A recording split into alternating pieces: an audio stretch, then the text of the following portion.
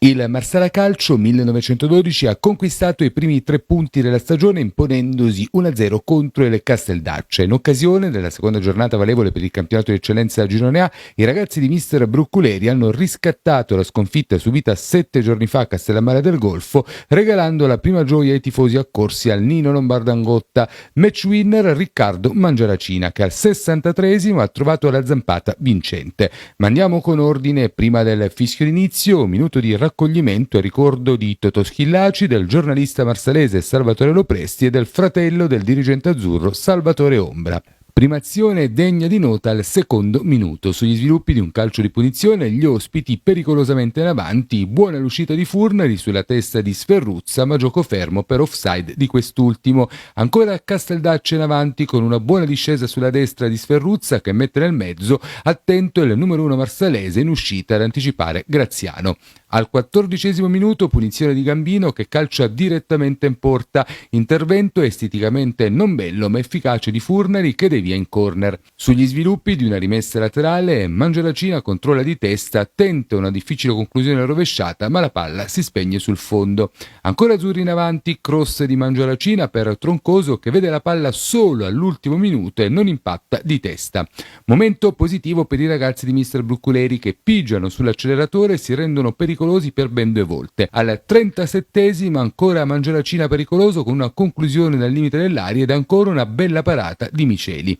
Prima del riposo c'è tempo per un bel contropiede manovrato del Casteldaccia che riparte velocemente con Gambino, palla in profondità per Sferruzza, brava a saltare Capitan Genesio e a tentare un tiro cross pericolosissimo su cui non arriva davvero per poco Mocciaro, e questa l'ultima azione degna di nota del primo tempo.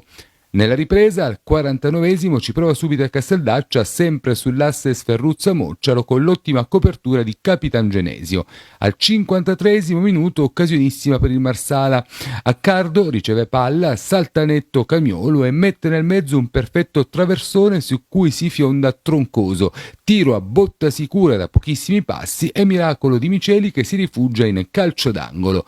Al 60esimo l'episodio che poteva pregiudicare la partita, diverbio tra Camiolo e Mazzeo, giallo per il primo e rosso per il secondo, già ammonito nel primo tempo, e Marsala che resta con un uomo in meno. E proprio quando sembravano complicarsi le cose per i ragazzi di mister Brucculeri, al 63esimo l'azione che ha portato al gol. Bravissimo Isaia a difendere palle, a coordinarsi per una straordinaria apertura sull'aute di destra dove si è fatto trovare pronto a ricevere in posizione regolare Mamone. Perfetto il traversone di quest'ultimo e mezzo ed inserimento straordinario di Mangiaracina che ha allargato il piattone con il mancino depositato alle spalle di un incolpevole Miceli. Festa sugli spalti e gioia incontenibile del numero 11 azzurro che è andato ad abbracciare mister Brucculeri.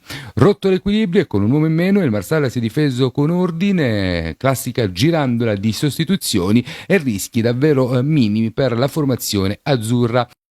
Pericoli che sono arrivati solo su calci piazzati. Prima, sugli sviluppi di una rimessa, Mattia Gambino si è coordinato dalla lunga distanza esaltando Furnari che ha deviato la palla sopra la traversa e al 90esimo ci ha provato Graziano su calcio piazzato senza però centrare lo specchio della porta. Dopo 5 minuti di recupero il direttore di gara ha sancito la fine del match, un successo importante per il Marsala 1912 che conquista i primi 3 punti della stagione, riscatta la sconfitta della prima giornata e può adesso concentrarsi per la trasferta di sabato pomeriggio a Palermo contro la Parmonval.